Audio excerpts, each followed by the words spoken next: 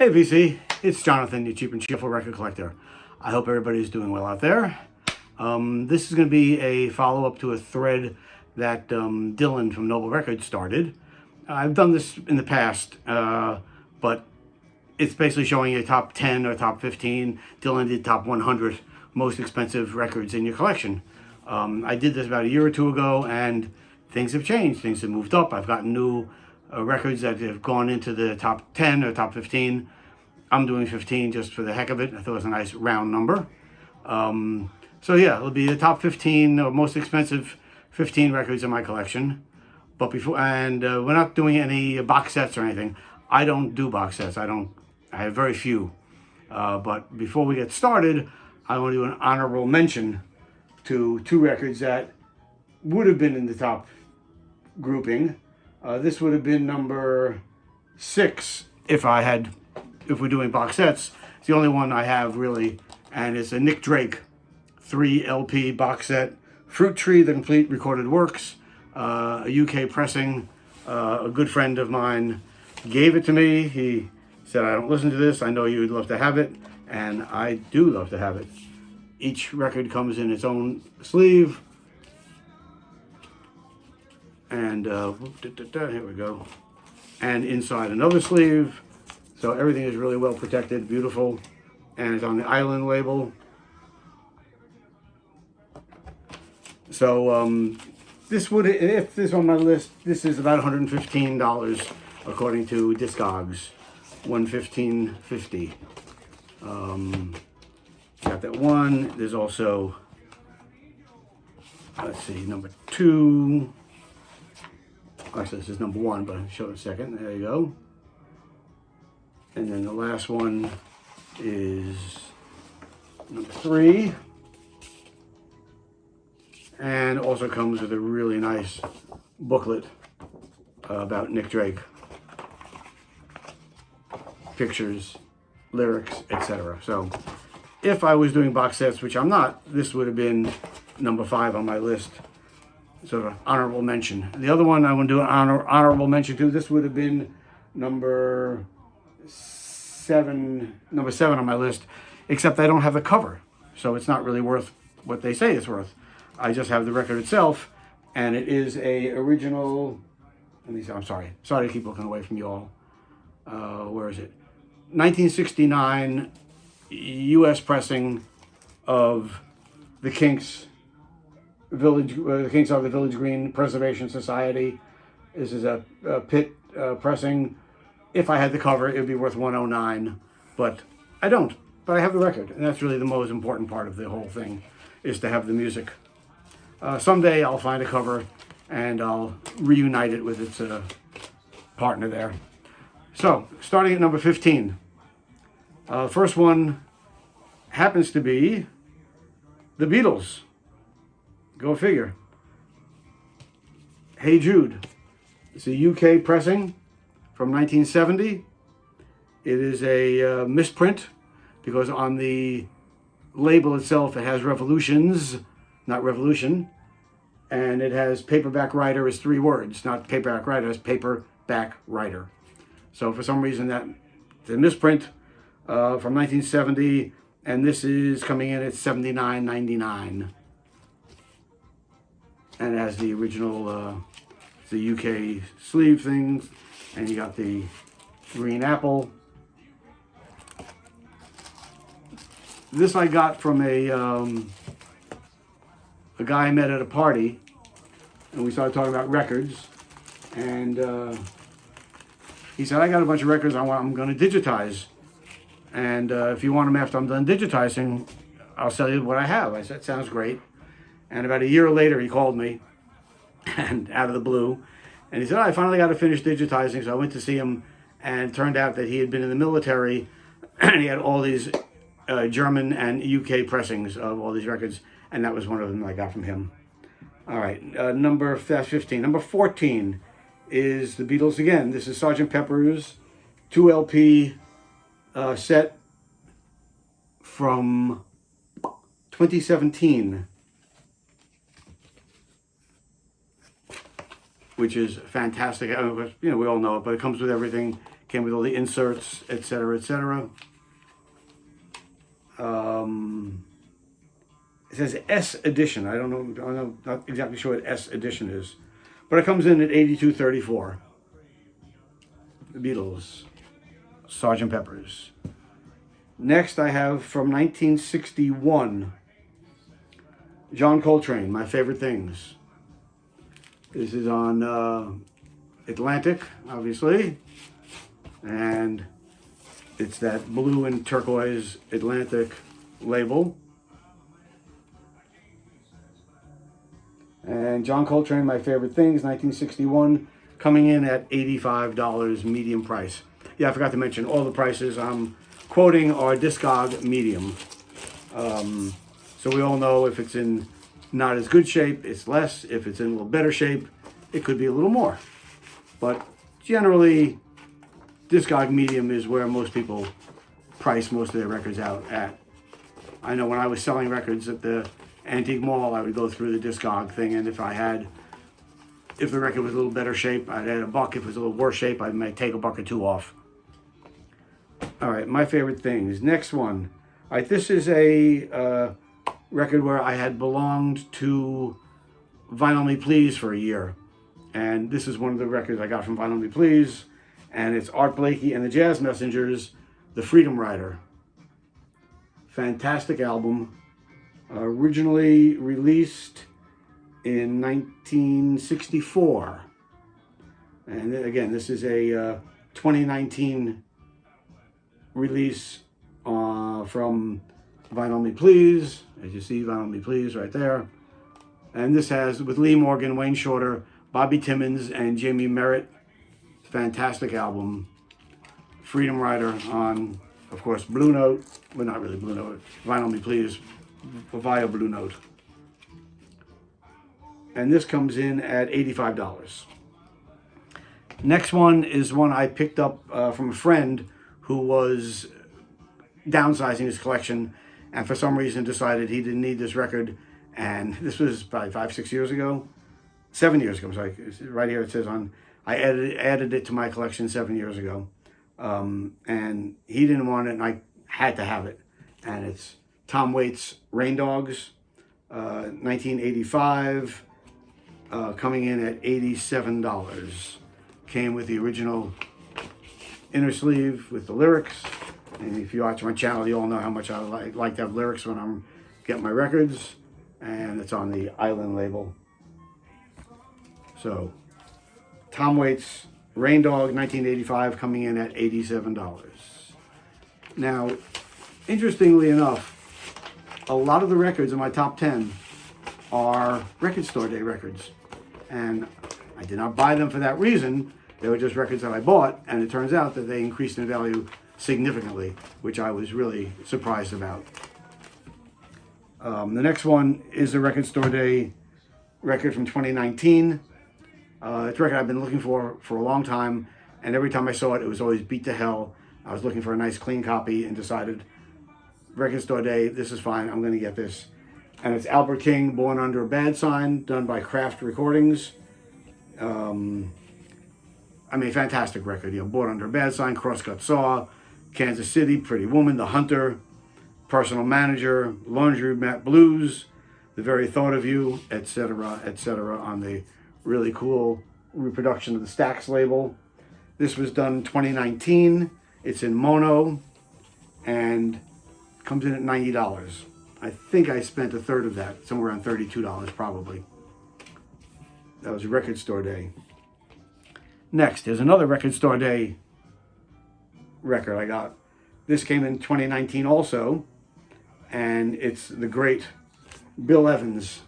And this is Evans in England, 2 LP set, mono deluxe, limited edition, numbered 4000. My number is 1888.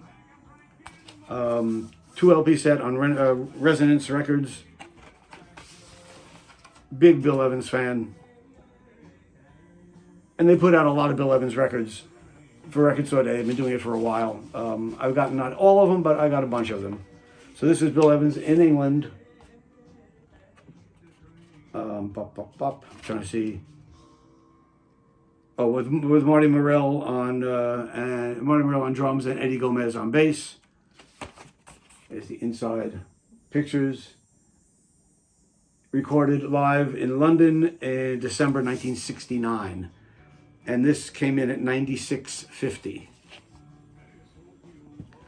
And while we're doing Record Store Day, let's stay with Record Store Day. This is from 2020 Record Store Day.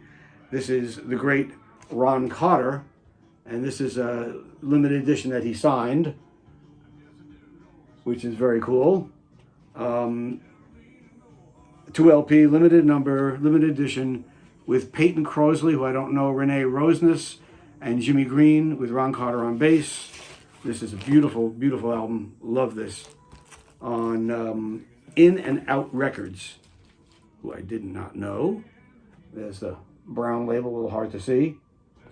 And this comes in at $99.87. This is recorded. This is a recent recording, at least for them, recorded in Stockholm in 2018. But to have Ron Carter signature on it, this is number 1359. I don't know. Oh, 1999. 1,999 copies were done, and this is number 1359. So that's cool. And again, while we're sticking, that was $99.87, I'm sorry. While we're sticking with Record Store Day, here's another one from 2017. Wynton Kelly and Wes Montgomery, Smokin' in Seattle.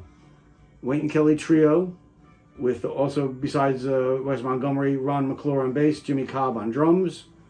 This is a fantastic album. This is only one, not two records, that one record. This is number 653 out of 5,000.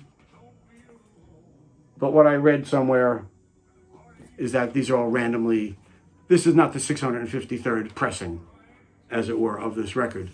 I read somewhere that these are, the records are all come out, then they take them and they just 1, 2, 3, 4, 5, 6, not necessarily in the order that was pressed.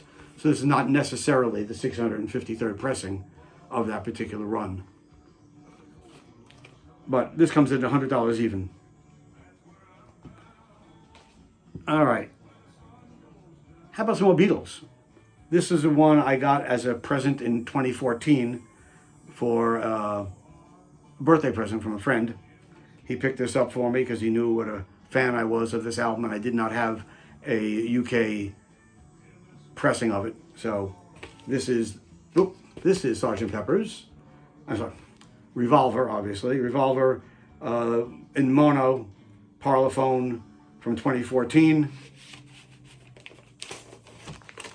There's the Parlophone label, you all know that. So this was a repress and maybe my favorite Beatles album, depending on my mood. But I love this album. And to have a nice mono copy. I mean, I grew up with the US version, so to have the UK with different song arrangements was sort of interesting the first time I heard it. Now I'm sort of used to it, but yeah. The Beatles Revolver coming at $100 even. Next up is a record I got from Mazzy when I was out in Seattle, and I was hanging out with Mazzy and I was going through the Coleman collection, and this record popped up and I couldn't believe it was there, and I couldn't grab it fast enough. And it's Levon Helm, Electric Dirt. It's an original pressing. They didn't press many of these. This was from 2009. There's Levon Helm, Electric Dirt. And there's the Coleman collection card. This is from the Coleman collection. And this comes in at $111.57. So I don't know if Mazzy just overlooked it or he's not a Levon Helm fan, but God knows I am. I'm a big band fan, and Levon was always my favorite of the whole band. This is Electric Dirt. I would love to find the regular Farmer's Dirt, I think it's called, or which was the first one he put out. But yeah, from 2009, Levon Helm, Electric Dirt, coming in at $111.57. Next one is one I picked up at Goodwill. This was 7 years ago Went to a local Goodwill, flipping through the discs. I saw this and I said, I can't believe this is sitting here. I knew all about it. I had never heard it, but I knew all about it and I was really excited. And it's The Meters. And this is an original from 1969 on Josie Records in really good condition. I was shocked and amazed for $2. There you go, Josie. And this comes in at $154.99. I was so happy to add this to my collection. What a great, great album. If you don't know it, you should definitely check it out. The Sissy Strut, Here Comes the Meter Man, Live Wire, Sophisticated Sissy, and Stormy, Simple Song. Fantastic album. The Meters,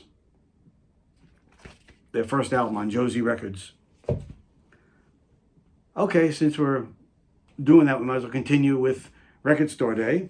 And here's another one, another Bill Evans album. This is Another Time, the Hilversum concert. Also limited edition number 2690 out of 6,000.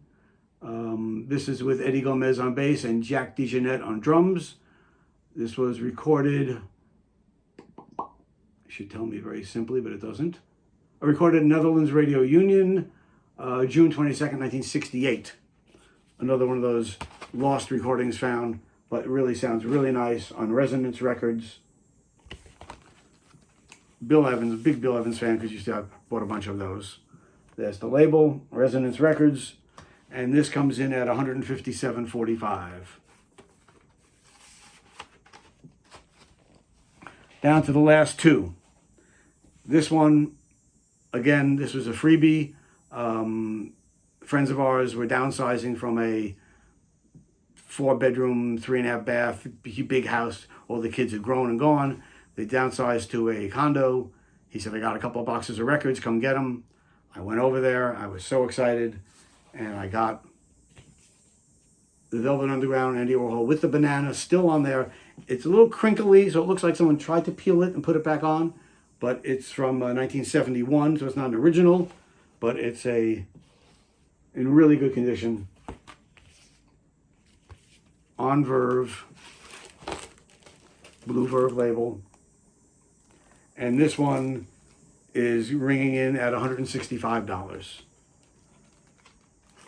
So, very excited to get this from him. He said, I haven't listened to records in 20 years. They've been sitting in the garage for years and years. Really happy to have that. Velvet Underground. I don't have to talk. Everyone knows this album. That's that. Last but not least. So this is a record I got when I bought a collection.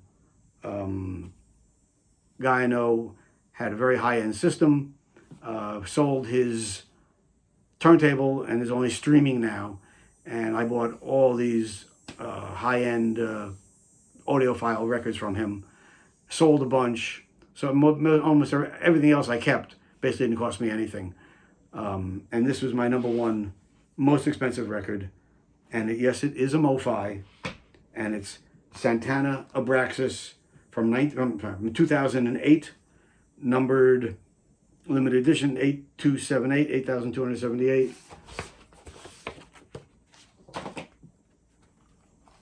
We all know this. Santana Abraxas, fantastic album. Has the MoFi insert, and there is your original master recording. And then I found in another place, it didn't come with this one, but I found it in another one, was the poster. So I threw that in just to finish it up. There's a Santana poster that came with the original recording. I don't think it came with this one. So this one, my most expensive record, sorry I dropped that, comes in at, hold on, $183.67. So again, it's not about the price, it's about the music, but it's an interesting little project to do. Go through your records, see what's the most expensive. Sort of interesting to see what you paid for them, what they're actually worth now. No intention of selling any of those or anything like that. But, you know, it's a nice little exercise. And things change. Things have moved up the list. Some come down the list. But the Santana has stayed pretty much on top of the list since I got it in my collection about a year or so ago. Okay? Hope you enjoyed that. And until next time, peace.